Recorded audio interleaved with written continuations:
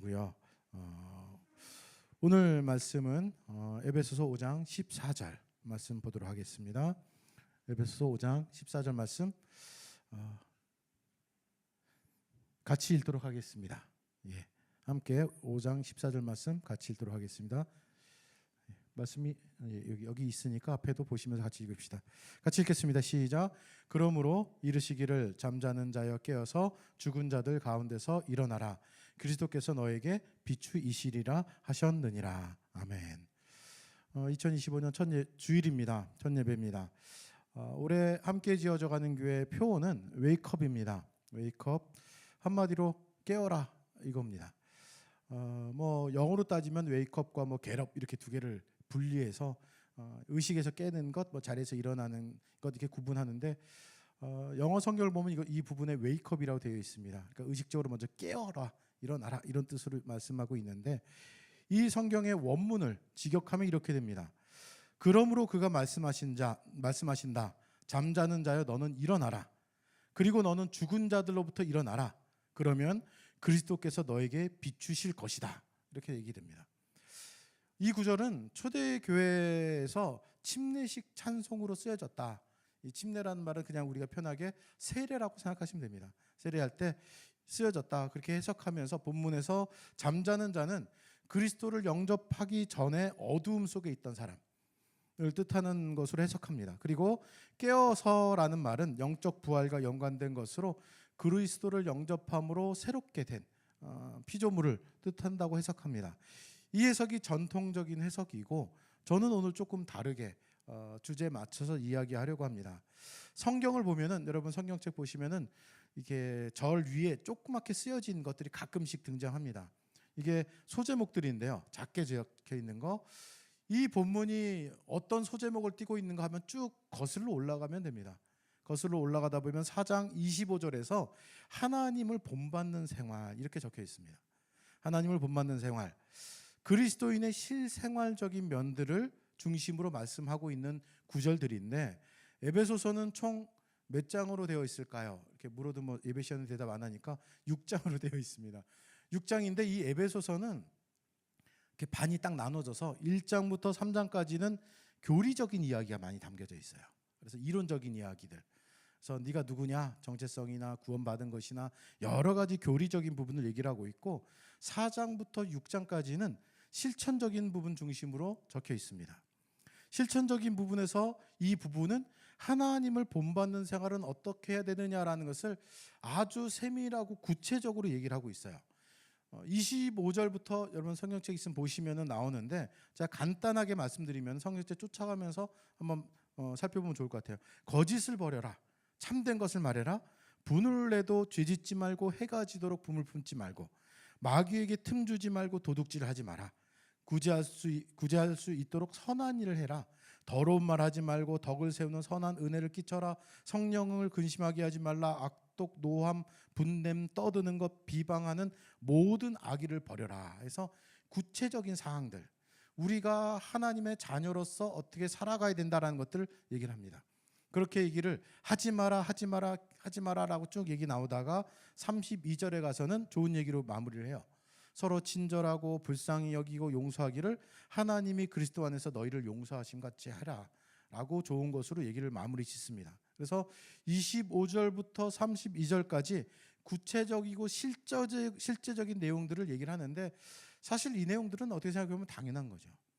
그러니까 착하게 살아라, 선하게 살아라, 나쁜 일을 하지 마라, 다른 일을 하지 말고 도리어 덕을 끼쳐라, 이런 얘기들이죠. 쉽게 생각하면 당연한 겁니다. 그런데 이 당연한 것이 사실 살아가면서 굉장히 어렵습니다. 제가 중학교 때 이 후배한테 책 선물을 하나 받았는데 책 제목이 아직도 기억나요. 내가 알아야 할 모든 것은 유치원에서 배웠다. 이런 책이 있어요. 유치원생들도 웬만한 것들은 다 알아요. 그런데 그것을 성인이 되어 가면서 자꾸 어겨요. 머리가 좋아지면서 비상하게 어겨요. 사실 오늘 본문도 너무나 당연한 것들인데 어겨요. 자꾸만 잘못된 길로 도리어 가려고 하는 것이 우리 인간들입니다. 그래서 5장 넘어가서 1절, 2절에서 이렇게 얘기를 합니다. 우리말 성경 버전으로 제가 준비했는데 한번 볼까요? 그러므로 여러분은 사랑을 받는 자녀답게 하나님을 본받는 사람이 되고 그리스도께서 우리를 사랑하셔서 우리를 위해 자신을 향기로운 예물과 희생제물로 하나님께 드린 것처럼 여러분도 사랑으로 행하십시오. 이렇게 나와요.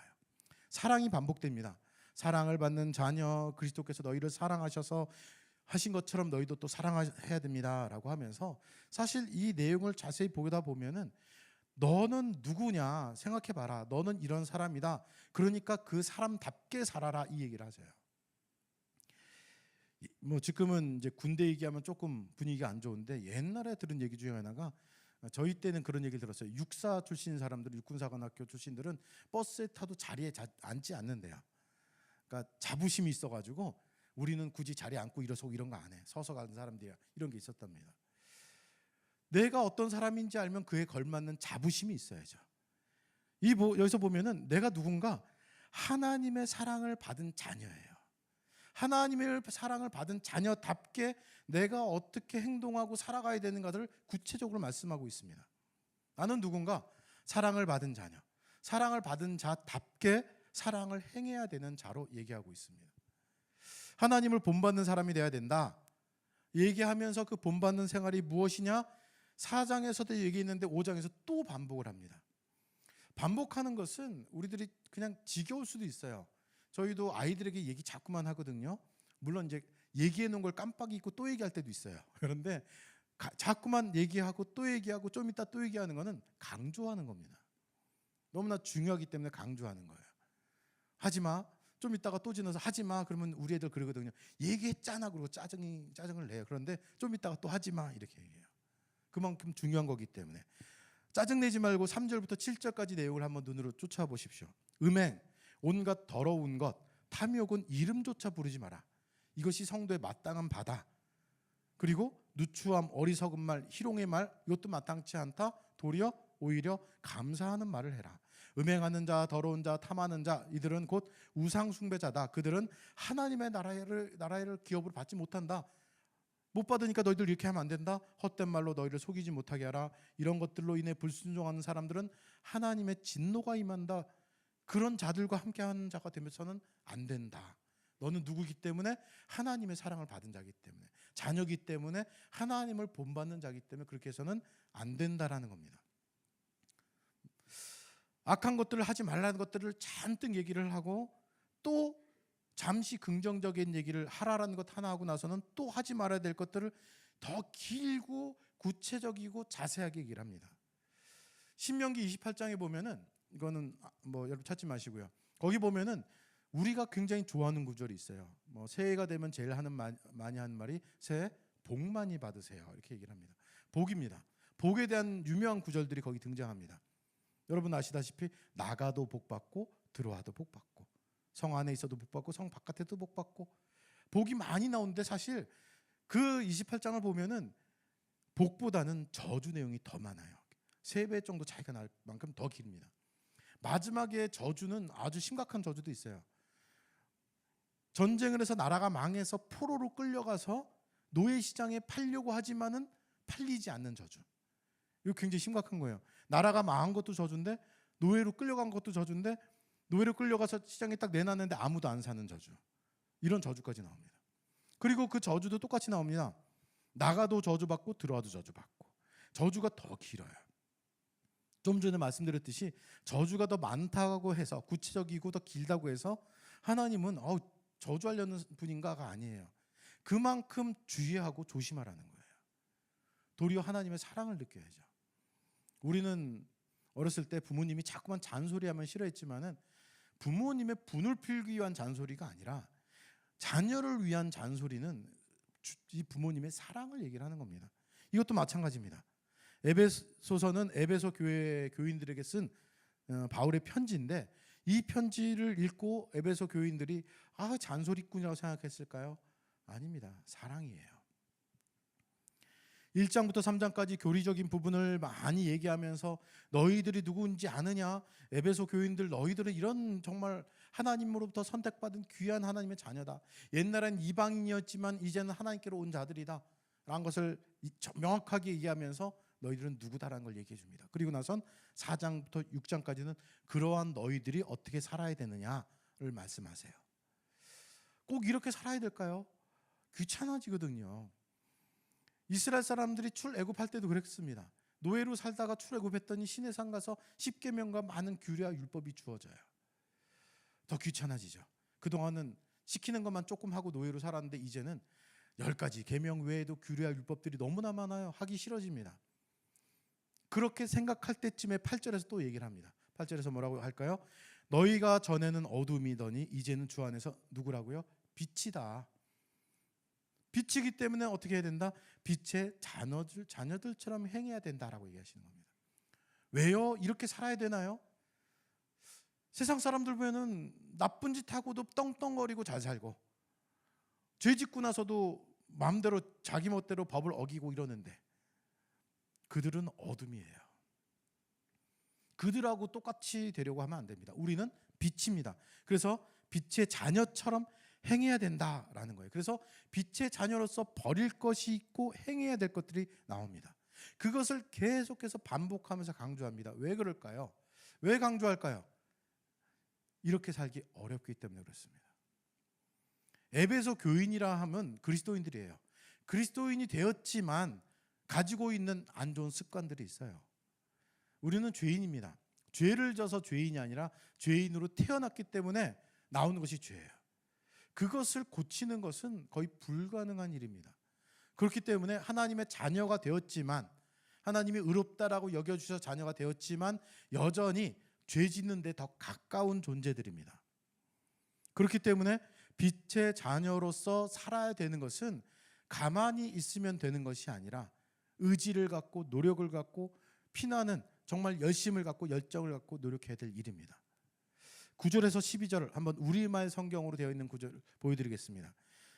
빛의 열매는 모든 선함과 의로움과 진실함에 있습니다. 여러분은 주를 기쁘시게 할 것인지 무엇인지 분별하십시오. 여러분은 열매 없는 어두움의 일에 상관하지 말고 오히려 그것을 꾸짖으십시오. 그들이 은밀히 행하는 일들은 입에 담기조차 부끄럽습니다. 그러나 책망을 받는 모든 것들은 빛에 의해 드러납니다. 빛의 열매를 맺으라고 얘기를 합니다. 빛의 자녀이기 때문에 이제는 선함, 의로함, 진실함 이것이 있어야 하고 그리고 나는 빛의 자녀이기 때문에 주께서 기쁘시게 할 것이 무엇일까 판단하면서 행동해야 된다라고 얘기를 해요. 빛의 자녀가 아닐 때보다 귀찮아져요. 막 살 때보다 훨씬 어려워집니다. 하지만 하나님이 기뻐하실 것이 무엇인지 분별하면서 생각하면서 살아가야 돼요. 예전에는 그냥 대충 살아도 됩니다.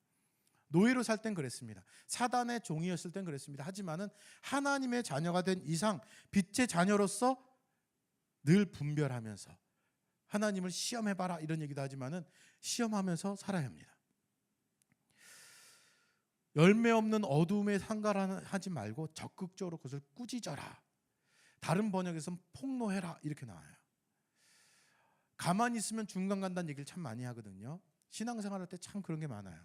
그래서 신앙생활하면서 그냥 열심히 하지도 않고 그냥 뭐 적극적으로 하지도 않고 그렇다고 해서 아예 안 하지도 않고 그 정도 선만 지키는데 성경적으로 보면은 가만히 있는 것은 죄입니다.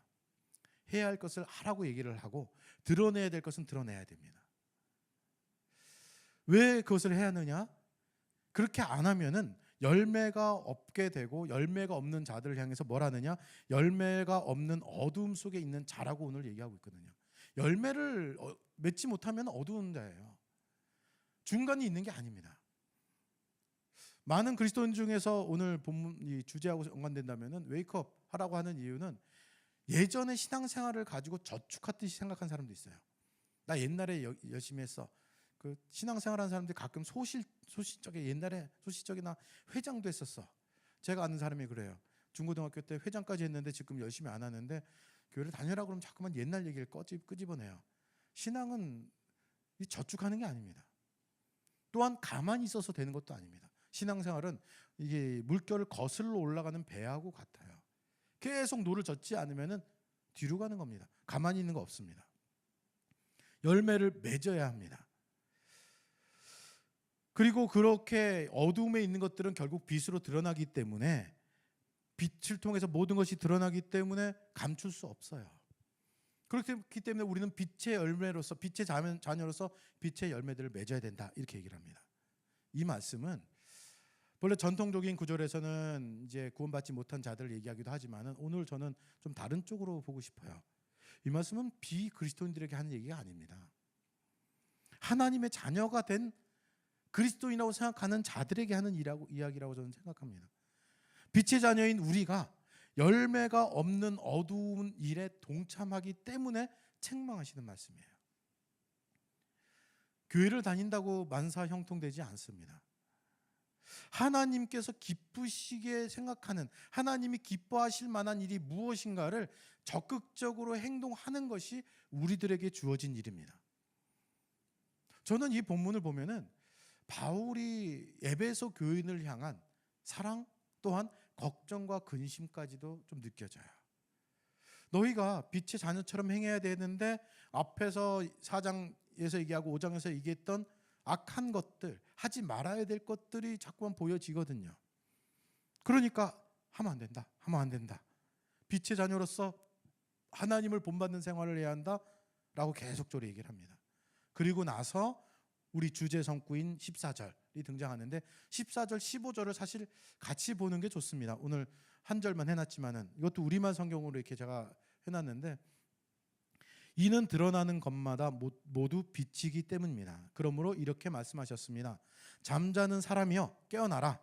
죽은 사람 가운데서 일어나라. 그리스도께서 내게 비추시리라. 그러므로 여러분은 어떻게 행할 것인지 주의 깊게 살펴 어리석은 사람들 같이 살지 말고 지혜로운 사람들 같이 사십시오. 전 15절을 보면은 제가 말씀드리는 이 해석으로 저는 그래서 해석하는 겁니다. 앞에서 쭉 얘기를 하고 나서 결론적으로 얘기한 그러므로가 나오면서, 에베소 교인들, 그리스도인들한테 하는 얘기는 어떻게 행할 것인지 주의 깊게 살펴보고, 어둠 속에 있는 자, 어리석은 자처럼 살지 말고 지혜로운 자, 빛의 자녀처럼 하나님을 본받는 사람처럼 행동하십시오, 이렇게 얘기하고 있는 겁니다. 이 구절을 읽다 보면은 아까 말씀드렸죠. 이것은 정말 강한 조언이에요. 에베소 교인을 향해서 어리석은 자처럼 행동하지 마십시오. 어떻게 행할 건지 분별해서 주의 깊게 살펴서 행동하십시오. 심하게 말하면 마치 협박 같아요. 너희들 이러면 안 돼. 이러면 큰일 나. 이렇게 얘기하시는 겁니다. 그리고 이 14절 중심에서 말씀드린다면 이런 겁니다. 잠자는 사람에게 얘기하는 것은 깨어나서 죽은 자들 가운데서 일어나라. 하나님께서 그리스도가 너에게 비추신다. 비추실 때 어리석은 자처럼 행동하지 마라. 지혜로운 사람이 되라. 이렇게 얘기하고 있는 겁니다. 어리석은 사람, 지혜롭지 않은 사람이 누군가요? 죽은 사람 가운데서 잠자는 사람들이에요. 잠자는 사람들, 깨어나지 않는 사람들입니다. 그리스도께서 비추신데도 불구하고 일어나지 않는 사람들입니다. 하나님을 본받아야 된다. 그렇지 않으면 안 된다. 열매 맺는 사람이 된다. 너희가 빛이다. 열매 없는 어두움에 있으면 안 된다. 결과적으로 말합니다. 잠자는 자여 깨어라. 죽은 자처럼 어떻게 하지 말라고요? 죽은 척하지 마라. 넌 죽은 게 아니야. 자고 있는 거야. 이렇게 얘기하고 있는 거예요. 해야 할 일이 있다. 그리스도께서 너에게 빛을 비추면은 그 빛을 반사해서 어두움을 비추는 것이 너의 일이다. 그 일을 하지 않고 잠자는 척하지 마라고 얘기를 하는 겁니다. 이제 생각을 깊이 한번 해봐야 되겠죠. 나는 어떤 상태인가라는 거예요. 지혜로운 자인가 아니면 어리석은 자인가. 여기 계신 분들은 최소한 깨어난 자라고 저는 생각합니다. 최소한 깨어나서 일어나고 있는 사람이라고요. 그리고 마지막에 있는 것은 우리가 해야죠. 그러므로 그리스도께서 나에게 빛을 비출 때 내가 발광체는 아닙니다. 근데 반사체가 되어서 어두움을 비춰야 되겠죠. 그리고 그들을 깨워줘야죠. 내 주변에 잠자는 자들이 있습니다. 죽은 척 하고 있습니다. 죽은 자가 아닙니다. 뭐 사적인 이야기지만 제가 교회를 개척하게 된 여러 가지 이유 중에 하나도 이것이 있습니다. 제가 교회에서 조금 이제 안 좋은 일을 당하면서, 어려움을 당하면서 좀 불법과 부정들로 인하여서 여파가 좀 조금씩 있는 것을 봤어요. 그 중에 대표적인 게 교회를 멈춰요. 교회를 끊어요. 아까도 말씀드렸듯이 이제 잠이 들어버린 사람들 얘기하는 겁니다. 여러분들 그거 아시나요? 교회를 떠나면은 큰 교회를 갈까요? 작은 교회를 갈까요? 물론 기쁜 마음으로 예전에는 난 개척교회 가서 열심히 봉사할 거야 이라는 사람이 있습니다. 근데 대부분은 교회를 떠날 때는 좀 안 좋은 마음으로 떠나가지고 큰 교회를 가요. 왜 큰 교회를 가냐면은 아무도 묻지 않아요. 어떻게 오셨습니까? 등록하실 겁니까? 안 묻습니다. 그냥 출석만 해요. 생색만 낼 경우가 많이 있습니다. 무슨 말이냐면은 건들지 말라는 거예요. 일하기 싫다는 겁니다. 예배를 안 드리는 건 왠지 꺼림직하고 봉사하는 건 싫어요. 이 상태도 잠자는 자예요. 해야 할 역할을 하지 않거든요. 사실 그들은 귀한 그릇이었습니다. 하나님의 도구였어요. 그런데 여러 가지 교회의 부조리 때문에 또는 잘못된 것들 때문에 떠나는 경우들이 너무나 많이 있습니다. 저도 몰랐는데 좀 뭐 가끔 듣는 건 있었지만은 제가 어느 순간 경험하니까 제 경험이 왠지 공감이 되는지 막 얘기를 해주더라고요. 듣다 보니까 너무 안타까워요. 너무 안타깝습니다. 아까 다시 복음 앞에 찬양 드리면서도 그런 마음이 들었는데 정말 다시 복음 앞에 와야 될 사람들이 진짜 많아요. 연락을 해도 이제는 쉽게 오지 않으려는 사람들이 많습니다. 그들은 귀한 그릇이었습니다. 하나님의 군사였고 그런데 지금 잠자고 있어요. 하나님 편에서 보면은 너무나 아까운 사람들입니다. 에스겔 37장 보면은 너무나 유명한 구절이 나옵니다. 마른 뼈 환상이라는 구절이 나옵니다. 1절부터 3절까지 보면요. 37장 여호와께서 권능으로 내게 임재하시고 그 영으로 나를 데리고 가서 골짜기 가운데 두셨는데 거기 뼈가 가득했다라고 나와요. 나를 그 뼈 사방으로 지나가게 하시기로 본즉 그 골짜기 지면에 뼈가 심이 많고 아주 말랐다고 얘기 나옵니다. 오래된 거예요. 그리고 아주 많아요. 속상한 것은. 그가 내게 이르시되 인자의 이 뼈들이 능히 살 수 있겠느냐 하시기로 내가 대답하되 주 여호와여 주께서 하십니다. 아주 말라버린 아주 많은 뼈들. 하나님께서 이 뼈들이 살 수 있겠냐고 묻습니다. 우린 뭐라고 대답할까요? 저도 그럴 것 같아요. 그 산더미 같이 쌓여져 있는 뭐 습기나 물기조차 없는 심이 아주 많이 마른 뼈. 이게 살 수 있다고? 이건 불가능해 보입니다. 에스겔은 주 여호와여 주께서 아시나이다라고 대답합니다. 저는 이 37장이 굉장히 황당해요. 사실 4절에서 6절에서 하나님이 이렇게 대답하십니다.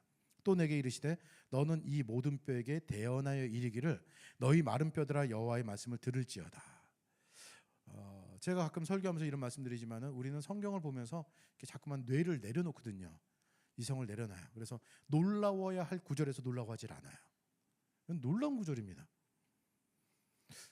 여리고 성도 그래서 마찬가지인데 여러분들 여리고 성의 기적을 그냥 쉽게 생각하시는데 우리 지금 이 사람들에게 하나님 명령하세요. 야 63 빌딩 롯데가 더 크죠.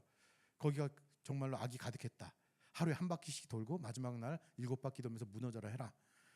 우리 합시다 해서 거기 잠실역인가 어디에 모입시다 하면 아마 아무도 안 올 것 같아요. 우리가 돌면서 소리 지르면 미친 사람 아니야 이럴 것 같습니다. 이것도 그보다 더 심한 말입니다. 마른 뼈들아 여호와의 말씀을 들을지어다. 들어요? 안 듣죠. 불가능해 보이는 일입니다. 근데 하나님 말씀하세요. 이 뼈들에게 이같이 말씀하시기를 내가 생기를 너에게 들어가게 하리니 너희가 살아나리라. 심이 마른 뼈, 산더미처럼 쌓여있는 뼈한테 얘기하고 있어요. 이거 누가 보면 미친 사람이죠. 너희 잘 들어봐. 뼈들에게 뭐라고 그래요? 생기가 너에게 들어갈 것이니까 너희가 살아날 거야. 마른 뼈 그냥 산더미처럼 쌓여있는데 너희 위에 힘줄을 두고 살을 입히고 가죽으로 덮고 너희 속에 생기를 넣으리니 너희가 살아나리라. 또 내가 여호와인 줄 너희가 알리라. 너희가 살아나는 것은 살아남으로 인하여서 내가 여호와인 줄 너희가 알게 될 거야. 구체적으로 말하라고 얘기를 합니다. 저는 이것을 그대로 대언이란 말은 그대로 얘기를 하는 거거든요. 받아서 얘기하는 에스겔도 웃겨요. 못할 것 같아요. 사람 아무도 없으면 좀 할 것 같아요. 조그마한 소리로. 사사기에 나오는 큰 용사 기드온이라는 사람이 있는데 이 사람 하나님께서 우상을 부셔라 했더니 겁먹고 못 부십니다. 그리고 몰래 가서 해요. 몰래 가서 할 것 같아요. 근데 그 결과가 놀랍습니다. 7절에서 10절을 보면은 이에 내가 명령을 따라 대언하니까 어떻게 되느냐? 소리가 나고 움직이고 뼈가 연결되고 힘줄이 생기고 살이 오르고 가죽이 덮입니다. 생기는 아직 없어요. 그런데 또 생기에 대해서 들어가라. 생기가 들어가서 살아나게 하라 했더니 또 생기가 들어가서 살아납니다. 그리고 10절 마지막 구절에 보면 놀라운 말이 나오죠. 극히 큰 군대더라 이렇게 나옵니다. 산더미같이 쌓여져 있는 마른 뼈를 보면서 큰 군대를 상상할 수 있는 사람은 아무도 없습니다. 그런데 하나님 말씀을 대언했더니까 살아납니다. 여기서 비결이 뭘까요? 이 비결을 하나님 쪽에서 찾기는 굉장히 어렵습니다. 하나님께서 마른 뼈를 어떻게 사람으로 만들어서 군대를 만드셨을까? 과학적으로 증명되지 않습니다. 그런데 현상을 보면서 마른 뼈가 큰 군대가 되게 하는 비결이 뭘까? 우리 쪽에서 판단해야죠. 우리 쪽에서의 비결은 뭐예요? 대언하는 거예요. 그거 말고는 없어요. 그가 이 마른 뼈가 군대가 된 것, 사람이 되는 것은 내 능력이 아니고요. 그렇게 만드는데 나를 하나님이 사용하시는데 내가 하는 비결은 무엇이냐? 하나님이 하신 것대로 그냥 대언하는 겁니다. 하나님께서 하라는 말 대신 전하는 겁니다. 누구에게요? 절대로 듣지 못할 것 같은 힘이 많은 뼈인데 해야 돼요. 우리 주변에 그런 사람이 있어요. 아무리 해도 씨알도 먹히지 않을 만한. 저 사람은 절대로 아니야. 더 심하게 내가 혹시라도 교회 가자라고 얘기했을 때 교회 오면은 교회가 더 혼란스러울 것 같다라고 생각하는 그런 사람도 있어요. 그런데 우리가 해야 할 역할은 사실 전도에 있어서 전 이제 강의하거나 이런 거 알려줄 때 그런 얘기가 있는데 전도에 대해서 너무 부담 갖지 말 것은 나는 대언하는 사람이고요. 그 사람이 하나님을 믿을지 안 믿을지는 하나님께 넘겨야 될 문제입니다. 나는 계속 찔러야죠. 그런데 그 사람이 오는 것은 하나님께서 해주실 문제예요. 내가 할 역할은 대언하는 겁니다. 정말로 내가 그들을 깨울 때 깰까? 어떻게 일어날까? 어떻게 빛을 어둠 가운데 비치는 자가 되길까? 심히 마른 뼈가 살아날 수 있을까? 군대가 될 수 있을까? 이 걱정하지 말고 우리가 해야 할 것은 잠자는 자를 찾아서 대언하는 겁니다. 깨어라. 하나님을 본받는 생활을 해야 한다. 그렇게 있으면 안 된다. 주변의 사람들은 죽은 자다. 왜 죽은 척하냐? 잠자는 자 있으면 깨우는 겁니다. 깨라고 일어나라고 얘기하는 겁니다. 내 주변에 오늘 한번 생각해 봤으면 좋겠습니다. 제가 주보 뒤에 늘 소그룹 모임할 거를 해놓습니다. 아직은 제대로 하지 못하지만요. 요거는 여러분 집에 가서 했으면 좋겠어요. 내 주변에 잠자는 자들을 찾아봅시다. 그들을 적고 그들을 깨울 방법과 그들을 위한 기도 제목을 적어봅시다. 사실 깨울 방법은 대언하는 거예요. 물론 대언할 때 다른 방법도 있죠. 차 마시기, 밥 먹기, 시간을 공유하기 뭐 이런 것들 많이 쓸 수 있을 겁니다. 그리고 그들이 돌아올 수 있도록 기도해 주는 겁니다. 그리고 뻔뻔하게 우리는 하나님께 얘기할 필요 있어요. 하나님, 저는 얘기했습니다. 이제 하나님이 알아서 해 주십시오. 가능과 불가능을 우리 쪽에 생각하지 맙시다. 우리가 해야 할 것은 좀 전에 말씀드렸듯이 씨알도 안 막힐 사람, 바늘 찢어도 피 한 방울 안 나올 사람이라고 내가 판단하더라도 하나님이 하라고 하는 거예요. 아무리 그 사람이 심히 마른 뼈보단 나을 거 아니에요. 생기조차 없는.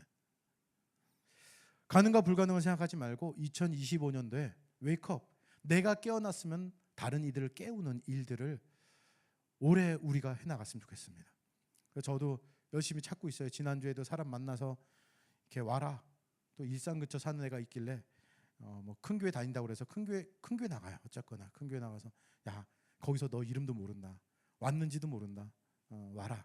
조금 피아노도 약간 치는 아이라서 오면 또 우리 첫째가 안 치려고 하겠지만은 와라. 계속 얘기는 하고 있습니다. 올지 안 올지 모르겠어요.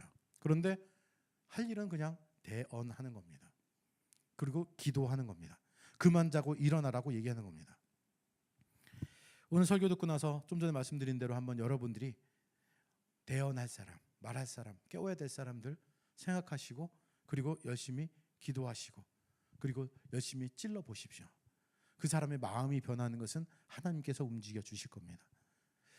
정말로 복음 앞에 그들이 다시 설 수 있도록 빛을 비추는 자들이 될 수 있도록 또한 우리가 함께 지어져가는 교회가 될 수 있도록, 또는 기쁨나무 교회가 될 수 있도록 우리가 올 한 해 열심히 달려갔으면 좋겠습니다. 이 시간 잠시 기도한 시간 하실게요. 반주자 나와주시고요.